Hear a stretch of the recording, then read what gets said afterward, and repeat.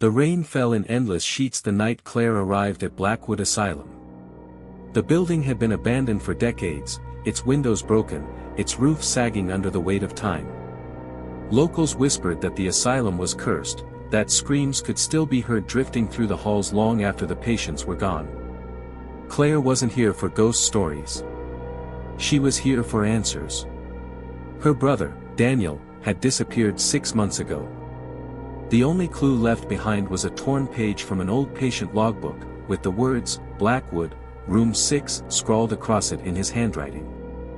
As she pushed the heavy gate open, the iron groaned like a dying animal. The fog clung to her skin, and with every step closer, her chest tightened. The asylum loomed above her like a living shadow. And then, she heard it. A faint whisper, carried on the rain. Her name. Claire. The whisper froze Claire where she stood. Her breath hitched in her throat, misting in the damp night air. She told herself it was the wind, nothing more. Yet deep down, she knew the sound had shape, intent, and something disturbingly familiar in its tone. Daniel's voice. Claire tightened her grip on the flashlight, its weak beam cutting only a narrow tunnel through the mist. The asylum loomed taller the closer she came, the broken windows like hollow eyes watching her every move. She pulled her jacket tighter around her shoulders and forced herself to move forward. The front doors were chained shut. Rusted iron links dangled from heavy locks. But the wood, swollen with rot, gave easily under her shove. The chains rattled but held, while a narrow gap opened just enough for her to slip through. She hesitated, then ducked into the darkness. The smell hit her first, mildew, old urine, something metallic beneath it, blood, or the memory of it. Dust floated in the beam of her light, dancing like ash. The grand foyer stretched out before her, though grand was hardly the word now. The tiled floor was cracked, the walls stained with decades of neglect. Graffiti covered one side, while the other still bore the asylum's emblem, a serpent coiled around a staff, faded almost to nothing. As her footsteps echoed against the hollow walls, Claire felt the silence close in, thick and oppressive. It wasn't just emptiness. It was listening. She found the patient logbook page in her pocket and unfolded it. Room 6. That was all she had to go on. The asylum spread in multiple wings, north, east, west. Each led deeper into corridors lined with heavy steel doors. Her brother's note hadn't said which hall. Daniel, she whispered to herself, as if saying his name aloud might tether her to him. Somewhere deeper, a door slammed. Claire froze. The sound reverberated through the halls, then faded. She raised her flashlight toward the corridor ahead. Faint water stains streaked the walls like black tears. Pipes overhead dripped at irregular intervals, each drop sounding louder than it should. She stepped into the east wing. The air here was colder. Her breath came out in visible streams, and she rubbed her arms, trying to fight the chill. Each door she passed bore a number. 1, 2, 3. She moved faster, heartbeat in her ears. 4, 5, 6. Her light fell upon the rusted plaque. Room 6. The door was ajar. Claire's stomach twisted. She pushed gently, the hinges screaming against her hand. The beam cut across a small room, stripped bare. No bed, no furniture. Just peeling wallpaper and deep scratches gouged into the plaster. Her light stopped on the far wall. The words were scrawled in what looked like dried rust, or blood. Stay with us. Her pulse spiked. She turned to leave, but the door slammed shut behind her. The flashlight flickered. Claire spun in the darkness, heart hammering against her ribs. Something shuffled in the corner. She aimed the light. The beam revealed a figure crouched low, its limbs wrong, too long, joints bent backward. Its face was obscured by greasy strands of hair. It twitched, then slowly turned its head toward her. Claire, it whispered, in Daniel's voice. Her scream tore from her throat as she stumbled back, tripping over the cracked tiles. The light shook violently in her hands. "Daniel," she cried. "Is that you?" The figure rose, spine cracking like breaking twigs. It stepped closer, dragging a foot across the floor. The voice came again, warped, doubled, as though layered with others. "Claire, help me." Her instincts screamed to run, but her heart held her in place. She took a shaky step forward, tears welling. "Daniel? What happened to you?" The thing tilted its head. Then it smiled. The flashlight died. Darkness swallowed her whole. Claire's breath came ragged, her pulse loud in her ears. She fumbled with the flashlight, smacking it against her palm. Finally, the beam sputtered back to life. The room was empty. No figure. No sound. Just the walls, the message, the suffocating silence. Her throat tightened. She staggered backward until her hand hit the doorknob. This time, it turned easily, and the door swung open. She spilled into the hallway, gasping for air. The asylum seemed to close in tighter around her now, the halls longer, the shadows deeper. She pressed her back against the wall, clutching the flashlight like a weapon. This wasn't just a haunted building. Something inside wanted her. A whisper curled down the corridor, gentle, coaxing. "This way." She turned, the beam trembling across the wall. At the far end of the hall, she saw a flicker of light. Dim lantern glow, swaying gently, as if carried by unseen hands. Her legs moved before her mind agreed. She followed.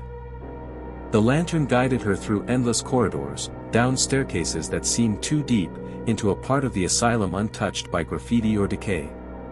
The air grew heavier, thicker, as though she were descending into the lungs of the earth itself. Finally, the lantern stopped. Ahead was a massive steel door, its surface scarred with claw marks. On it, faint letters had been carved, Ward C. Claire reached out. Her hand hovered above the cold metal. Every instinct screamed to turn back. But she thought of Daniel. She thought of his smile, his laugh, the way he had always protected her when they were children. She pushed the door open. The stench hit her like a physical blow. Rot. Flesh long dead. She gagged, covering her mouth with her sleeve. Inside was a cavernous hall lined with empty beds, restraints dangling from them like skeletal arms. The floor was stained black. And at the center stood a single chair, bolted to the ground. A shape sat in it. Her flashlight wavered, illuminating the figure tied to the chair. It was Daniel. Or what was left of him. His eyes were wide, milky white. His mouth hung open in a silent scream. His wrists were bound in rusted shackles, his body thin, skeletal. Yet as the light touched him, his head twitched toward her. "Claire," the voice rasped, broken, layered with countless others. She stumbled forward, tears spilling down her cheeks. "Daniel! Oh my God, what have they done to you?" He jerked violently against the restraints. His head snapped side to side, bones popping, body convulsing. His voice deepened, warped, becoming inhuman. "We took him." The chains rattled as Daniel's body thrashed. The walls shook with the force of it, dust raining from the ceiling. From the corners of the room, shadows peeled themselves from the walls, slithering closer. Claire screamed, backing away, the flashlight beam flaring wildly. "No! Let him go!" Her brother's mouth stretched impossibly wide, teeth jagged, too many. The voice inside him growled. "Stay with us." The flashlight flickered. And then it died, darkness pressed in, absolute and suffocating. Claire's hands trembled, searching the air, desperate to find the flashlight switch. But something cold brushed her wrist. She froze. A whisper came, not from Daniel, but from everywhere. "Don't fight it, join us." The air stirred, carrying with it the stink of rot and something older, deeper, like wet soil in a graveyard. She yanked her hand back, panic flooding her veins. Her fingers found the flashlight, and with a smack, the beam flickered weakly back to life. The chair was empty. Daniel was gone. Claire's breath hitched. She scanned the room, beam trembling across the beds, the stains, the walls that seemed to breathe. Then she saw it. In the far corner, shadows gathered, forming a figure. Daniel's face emerged first, his eyes sunken, his jaw slack. But his body wasn't right. His arms were too long, fingers tapering into black claws, and behind him stretched shapes, not wings, not limbs, but something in between, writhing, restless. "Daniel," Claire whispered, voice breaking. "It's me. It's Claire." For the briefest moment, his face softened, a flicker of recognition. But then the shadows surged, swallowing him, and his body snapped toward her with unnatural speed. "Stay." He lunged. Claire screamed, diving aside as his claws slashed across the chair, metal shrieking as it bent beneath the force. She scrambled toward the door, but it slammed shut with a deafening bang, sealing her inside, her heart hammered.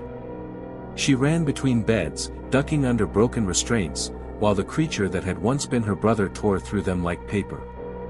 Sparks flew as metal shattered, the sound deafening in the cavernous hall. "Daniel, fight it," she cried, dodging behind an overturned gurney. "You're stronger than this." For a moment, the creature halted. Its body twitched, convulsed, and Daniel's voice rasped through cracked lips. "Claire, run." Her throat tightened. "No. I'm not leaving you." But the shadows surged again, dragging him deeper into their grip. His eyes rolled back, glowing faintly red. The gurney flew aside as if tossed by invisible hands. Claire hit the floor hard, pain shooting through her shoulder. The creature loomed over her now, claws raised. Claire's flashlight, knocked from her grip, spun across the floor and stopped. Its beam landed squarely on a symbol etched into the tiles near the chair, a circle with jagged runes carved around it. She realized then, this wasn't random. This was a seal. And seals could break. "Daniel," she gasped, struggling to her knees. "They trapped you here. But if it can be sealed, it can be unsealed." The shadows shrieked, as if they understood her intent. The air vibrated, the sound like nails on glass. The creature's claws slashed down, narrowly missing as she rolled toward the symbol. Her fingers brushed the carvings, tracing them frantically. Each rune seemed to hum beneath her touch, as if alive. The air grew hotter, the smell of burning filling her lungs. The whispers grew louder, hundreds of voices overlapping. "Don't touch it, don't release him, he is ours." Claire pressed her palm flat against the center of the circle. Pain flared through her arm, searing her skin, but she didn't let go. "You don't own him," she screamed. "He's my brother." A surge of light burst from the floor, throwing her back. The shadows recoiled, writhing and screeching as the seal blazed to life. Daniel's body convulsed violently, pinned between the pull of the light and the grip of the darkness. "Claire," his voice tore from his throat, raw and human for the first time. She crawled forward, tears streaking her face. "Fight them. Please, Daniel, come back to me." The shadows shrieked louder, clawing at the light, trying to snuff it out. The seal flickered, straining. Claire pressed both hands to the runes, pouring every ounce of willpower she had into holding it open. And then, silence. The shadows tore free, ripped screaming into the corners of the asylum, vanishing into the cracks of the walls like smoke. The light collapsed in on itself, leaving only darkness and the weak beam of her flashlight. Daniel lay crumpled on the floor. Claire crawled to him, sobbing. "Daniel, please." He stirred. Slowly, painfully, his hand lifted, touching hers. His eyes, though hollowed, though tired, were his again. "You came for me," he whispered. Relief broke through her like sunlight. She laughed through her tears. "Of course I did. I'll always come for you." But then his face darkened. His hand gripped hers tighter, almost too tight. "You shouldn't have." Claire froze. His eyes rolled back, glowing faintly red once more. The whisper rose again, this time from his own throat. "We are never gone. He is ours." The flashlight sputtered, and died. Darkness claimed them both.